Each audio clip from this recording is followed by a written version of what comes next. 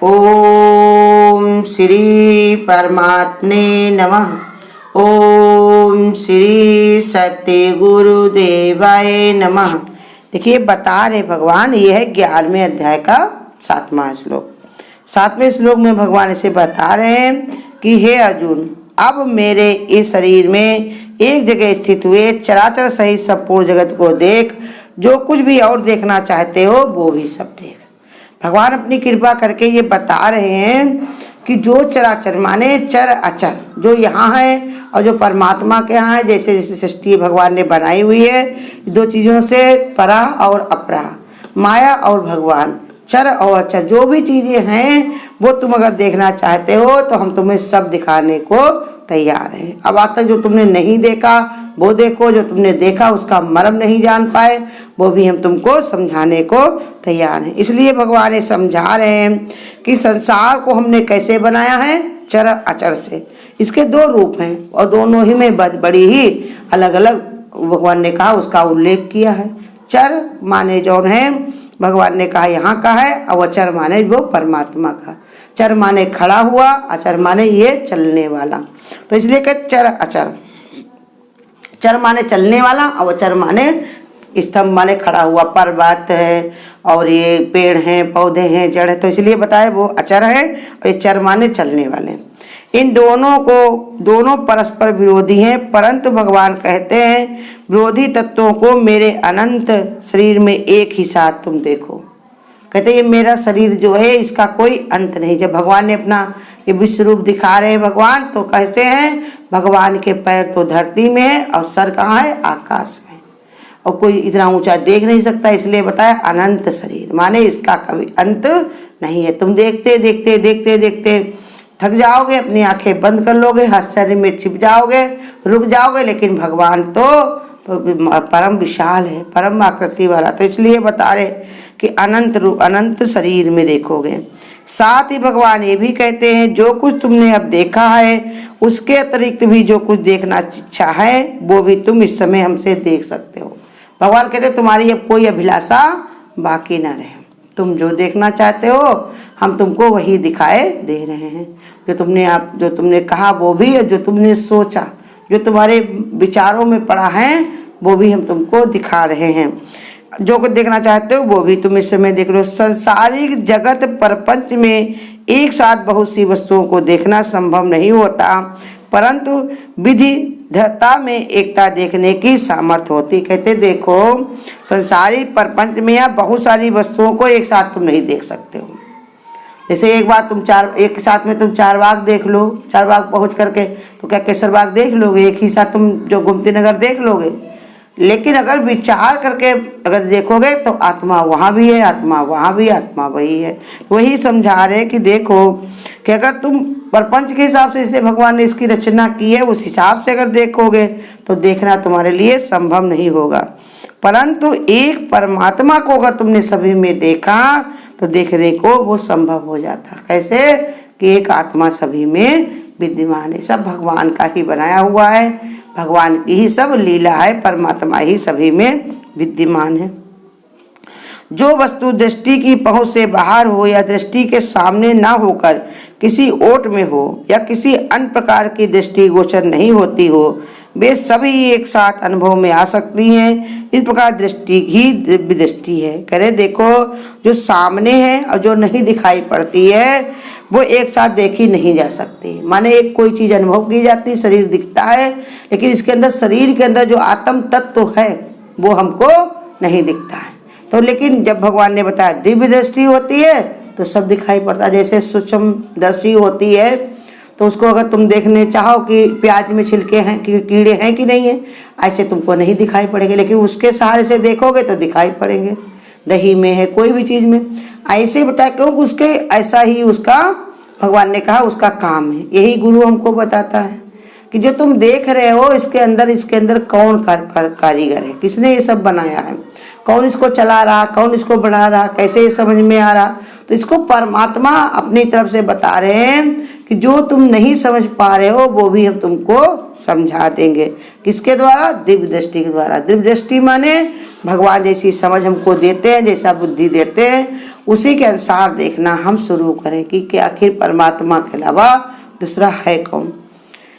परंतु मुझे इन सब के प्रकृति नेत्रों द्वारा देखने को तू निस्संदेह सामर्थ्य नहीं है। इसी से मैं तेरे लिए दिव्य अर्थात अलौकिक चक्षु देता हूँ, उससे तू मेरे प्रभाव को अयोग शक्ति को देख। भगवान कहते हैं अब तुमको हम कैसे दिव्य चक्षु देता हूँ जिससे तुम संसार में जो आभास हो रहा, जो देखा जा सकता है, माया का जो योग की सामर्थ्य अर्थात एक में अनेकता देखने की सामर्थ्य जिस दृष्टि में है वो दृष्टि अब मैं तुम्हें प्रदान करूँगा।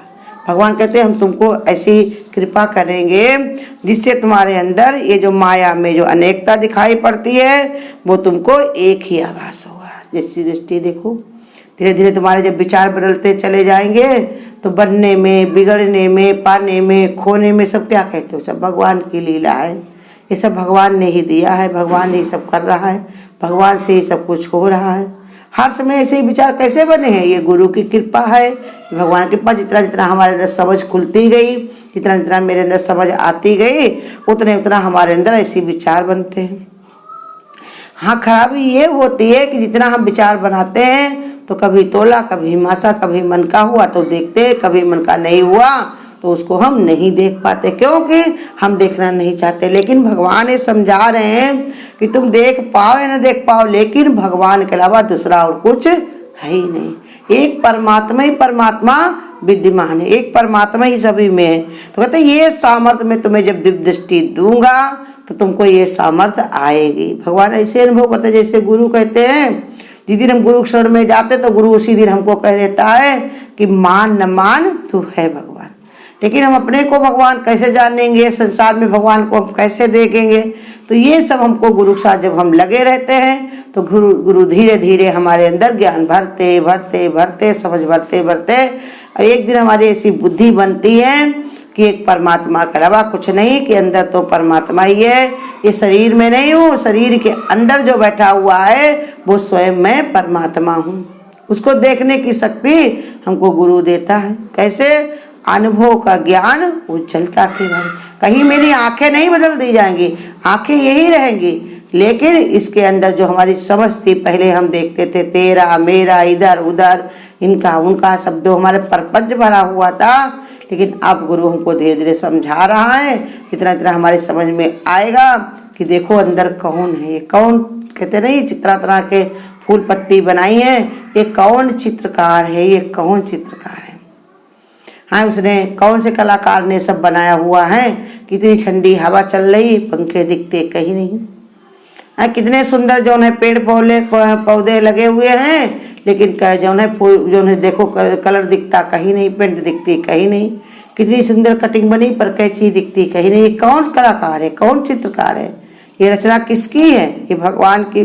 तो इसीलिए समझा रहे भगवान कि हम तुमको ऐसी सामर्थ्य दे देंगे। कैसे? क्योंकि भगवान अर्जुन ने कहा ना शुरू में ही कि भगवान हम तुमको जानना चाहते हैं, समझना चाहते हैं, हम शिष्य हैं और आप हमारे गुरु हो। हमारे पर कृपा करके हमको ऐसे सब राज की बात बताओ जिससे हमारा ये मोह नष्ट हो जाए। अब अर्जुन आगे अब बता चुके 10वें अध्याय तक कि हमारा मोह, तुम्हारा ज्ञान सुनते सुनते सुनते सुनते भगवान हमारा मोह नष्ट हो गया। 11वें श्लोक में शुरू में ही बता दिया। तब भगवान कहते जब तुम्हारा मोह नष्ट हो गया है तब तुम्हारी सारी बात समझ में आएगी।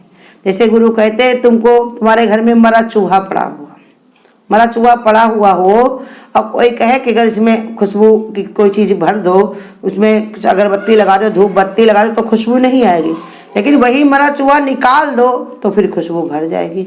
ऐसे हमको भी ज्ञान ही बहुत ही ताकतवर है। गुरु कहते बहुत ताकतवर है, बहुत ही सुंदर, निर्मल है, बहुत अच्छा। लेकिन ये हमारे समझ में क्यों नहीं आता? क्योंकि मोह पड़ा हुआ है। अब मोह के कारण ही हमारी समझ में नहीं आता है। यही गुरु कहते तुम मोह को हटा दो, ना कुछ मेरा है ना कुछ तेरा है, सब भगवान की लीला है। अब भगवान से ही सब कुछ हो रहा, भगवान ही करता है। ऐसा विचार यदि तुम्हारे सामने पक्का हुआ तो तुम्हें समझने में कोई देर नहीं लगती। तुम घर ही में बैठे रहो और कह दो हमको सत्संग में जो सुनाया जाता है वो हमारे समझ में आ जाए, नहीं, उसके लिए तुमको कदम बढ़ाने पड़ेंगे। आराम, संत महात्माओं ने पहले ही अपनी आराम को त्याग दिया। जितने भी संत महात्मा हुए उन्होंने कोई शरीर का कुछ भी ध्यान नहीं दिया। कभी कोई एक लंगोटी लगा करके, कोई कैसे, कोई कपड़े अपने कोई कपड़ा थोड़ा बहुत पहन करके, या कैसे कैसे संत महात्मा हुए तरह तरह के, सब भगवान की भक्ति के लिए शरीर का ध्यान नहीं किया। अब आज शरीर को ही देख रहे हैं सब लोग, तो फिर इसलिए हमारी सी बुद्धि नहीं बन पा रही। बिन चाकर के नानका मुझे अपने जैसा लेव बनाए, मेहनत हमको ना करनी पड़े और हमको बनना है वैसे। तो इसलिए बता रहे ये हमारी कर्ज चाकरी में हमारी जो कमी है, जो हमारी समझ में जो फेर है, वो हमको परिवर्तन करना है अपना। तो इसलिए समझा रहे भगवान कि तुम माया का योग से देखने की सामर्थ्य, एक में अनेकता देखने की सामर्थ्य जिस दृष्टि में है, वो दिव्य दृष्टि में तुम्हें प्रदान करता हूँ। गुरु भी हमको ये कहता है कि हम भी तुमको वही प्रदान करते हैं कि हर समय भगवान को देखो। जैसे बताया, एक की पत्नी जो है जाया करती थी सत्संग में हमेशा, उसका पति नहीं जाता था, लेकिन वो शराब बहुत पीता था। तो भाई एक दिन पत्नी बहुत परेशान थी, क्या करे कैसे समझाए। एक दिन गुरु के पास अपने लेके गई, तो कहा तुम्हारे गुरु कहीं ऐसा ना हो हमको पहले ही शराब छोड़ने को कह दें, पहले कह दें, फिर हम दोबारा कभी नहीं जाएंगे। उसने बताई गुरु हमारे पति ऐसे कहते। तो गुरु ने कहा ठीक है, वो नहीं कहेंगे। जब आए तो उनको कहने लगे, गुरु ने कहा ठीक है, कहना हम शराब भाई पीना नहीं छोड़ सकते, कुछ भी बताओ करें।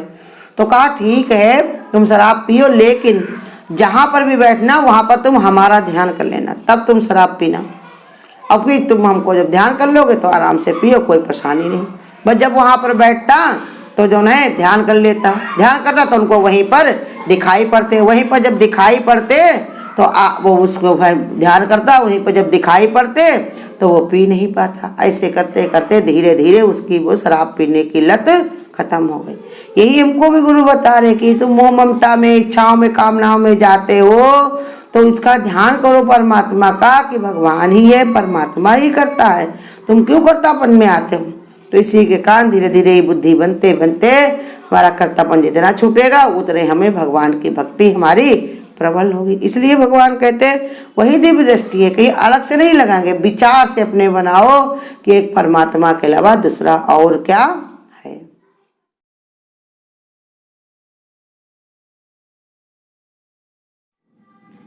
मुझे गरज न और सहारों की, एक तेरा सहारा काफी है। संसार में डूबने वाले को एक तेरा किनारा काफी है।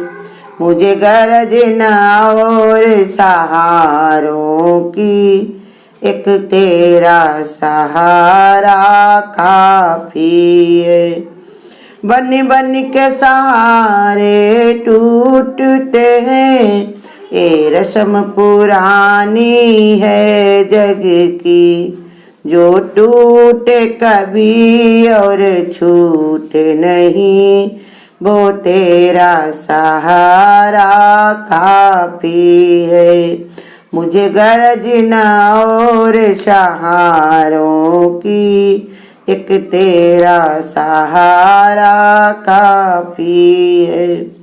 नजरों को धोखा देते हैं दुनिया के झूठे नजराने, नजरों को धोखा देते हैं दुनिया के झूठे नजराने, जो कायम हमेशा रहता है वो तेरा नजारा काफी है। मुझे गरज न और सहारों की, एक तेरा सहारा काफी है।